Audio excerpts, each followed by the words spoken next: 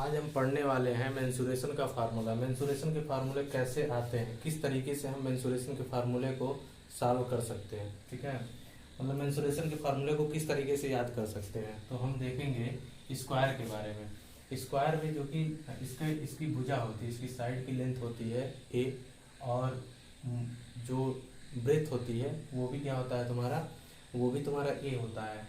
ए मतलब भुजा की लंबाई, या तो कहो साइड का लेंथ। ठीक है, लेंथ ऑफ द साइड्स क्या कहते हैं, ए।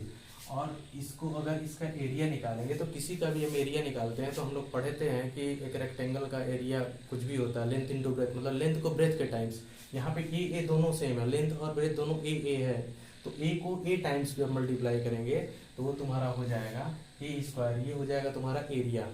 ठीक है, उसके बाद पेरीमीटर की बात करते हैं। पेरीमीटर में क्या है, पेरीमीटर में ये है, पेरीमीटर का मतलब परिमाप। अगर हम इस स्क्वायर को अगर यहाँ से हम काट दें, यहाँ से काट दें, और इस काटने के बाद से इसको एक लंबे एक धागे से स्क्वायर बनाए जिसका ये साइड हो, इसको काट करके लंबा बनाए, तो क्या होगा कि ए करके होगा, चार बार इसको जोड़ा जाएगा। इसका मतलब क्या हो गया कि 4 टाइम्स ए इधर भी है, ए इधर भी है, ए इधर भी है, ए इधर भी है, मतलब 4 बार हम ये को जोड़ेंगे तभी ये एक धागा तैयार होगा। 4 बार ए को हम जोड़ेंगे तो तभी ये धागा तैयार होगा। तो यही क्या होगा तुम्हारा, 4 बार इसको जोड़ा जाता है। क्या पेरीमीटर मतलब क्या होता है, 4 बार। परिमाप मतलब पूरे का माप, परिमाप मतलब पूरा माप, जो भी जितना भी माप है। अगर इस यहाँ से हम दौड़ना शुरू करें तो अगर आ करके फिर लास्ट में यहीं पे आए, तो यहाँ पे आने के बाद से हम कितनी लंबाई कितनी दूरी चले हैं उस चीज़ को बताता है परिमाप। ठीक है, अब length of the diagonal, diagonal की बात करेंगे तो अगर हम ये कहें कि यहाँ पे एक स्क्वायर है, स्क्वायर जो होता है वो तुम्हारा होता है रेक्टेंगल, एक तरह का होता है, मतलब 90 डिग्री यहाँ पे होता है। यहाँ पे क्या होता है तुम्हारा 90 डिग्री होता है, और इस 90 डिग्री में ये कहा, अगर ये 90 डिग्री देखा जाए तो इस ट्रायंगल, ये ट्रायंगल एक बनेगा, ये ट्रायंगल का जो है यहाँ पे लेंथ होगा, ये ब्रेथ होगा, और यहाँ पे जब 90 डिग्री बनता है तो यहाँ पे लगेगा आपका जो है पाइथागोरस थ्योरम। जो पाइथागोरस थ्योरम लगेगा, तो अगर ये ए स्क्वायर करेंगे तो ये आमने सामने की भुजा बराबर होती है, ये भी ए स्क्वायर हो जाएगा। जब ए स्क्वायर दोनों हो जाएगा, ए स्क्वायर दोनों के ए स्क्वायर जब जोड़ेंगे और अंडर रूट लगा देंगे तो तुम्हारा अंडर रूट 2 ए स्क्वायर हो जाएगा। ठीक है, अंडर रूट 2 ए स्क्वायर हो जाएगा, और अंडर रूट 2 ए स्क्वायर हो जाएगा तो दोनों को जब जोड़ करके निकालेंगे बाहर, तो ए स्क्वायर जब पेयर में बनेगा तो ए बाहर आ जाएगा, और एक आपका ए रूट 2 आ जाएगा यहाँ पे।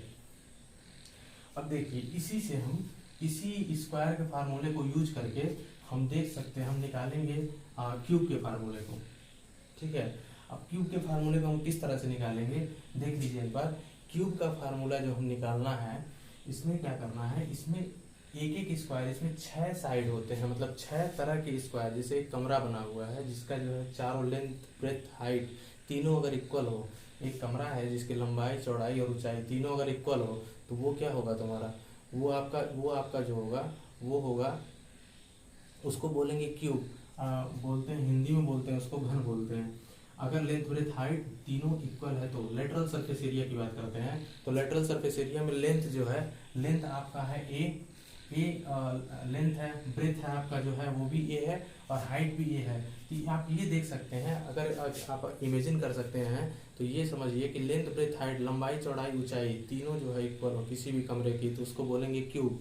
तो ये देखेंगे क्यूब में जो है उस कमरे में 4 दीवार होगी, 4 दीवार होगी। जब 4 दीवार होगी, 4 दीवार 4 तरफ, मतलब जिसका छत ना हो और जिसके मतलब जिसका फर्श ना आप जोड़ें, अगर फर्श का एरिया या जमीन का एरिया और छत का एरिया दोनों को हटा देते हैं तो आपका आता है वक्र पृष्ठीय क्षेत्रफल। वक्र पृष्ठीय क्षेत्रफल मतलब कहने का मतलब क्या हो गया कि वो हो गया आपका लेटरल सरफेस एरिया।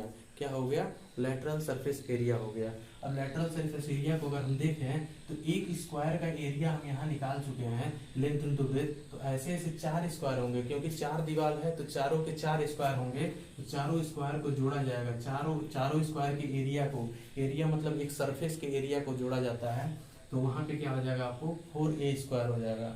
क्या हो जाएगा, 4a स्क्वायर हो जाएगा। ए स्क्वायर प्लस ए स्क्वायर प्लस ए स्क्वायर प्लस ए स्क्वायर, ये आपका क्या हो जाएगा, 4a स्क्वायर हो जाएगा। उसके बाद टोटल सरफेस एरिया की बात करते हैं।